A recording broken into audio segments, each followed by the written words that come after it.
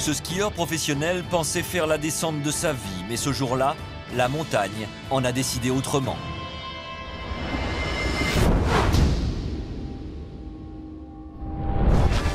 Nous sommes au Canada, en Colombie-Britannique.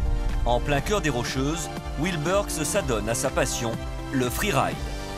Sa spécialité, se faire filmer là où personne n'ose s'aventurer, au risque de sa vie. Je ne me considère pas comme un casse-cou, je suis un freerider professionnel. Ce jour-là, Will Burks et son équipe sont sous pression. Ils ont une vidéo à tourner et le temps n'est pas vraiment clément. Il avait beaucoup neigé et nous n'avions quasiment pas pu tourner. Il ne nous restait que peu de temps. Quand nous nous sommes réveillés le matin suivant, le ciel était bleu, alors on a foncé.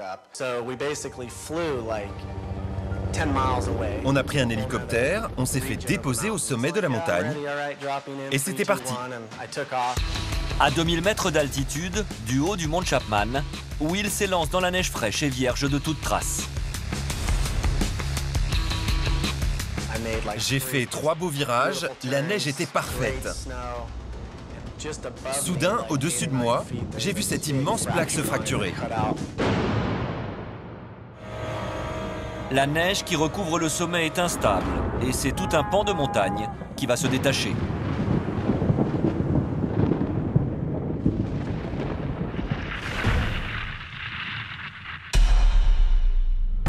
En quelques secondes, le skieur est happé par l'avalanche. Il a pourtant eu le temps de bien comprendre ce qu'il se passait.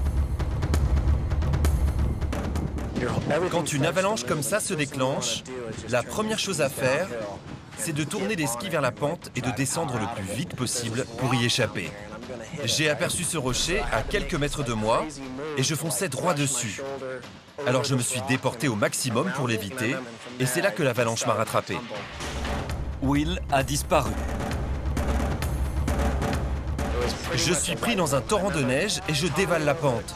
J'arrive à faire face au sommet et là je vois ce mur de neige qui me fonce dessus. Puis je perds connaissance et je continue à dévaler sans pouvoir m'arrêter. Des tonnes de neige ont enseveli le skieur. Ses amis ont tout filmé de la scène et tentent de garder leur sang-froid.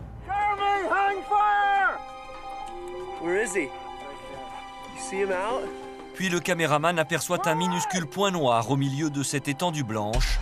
Will est vivant. Il a été rejeté par l'avalanche.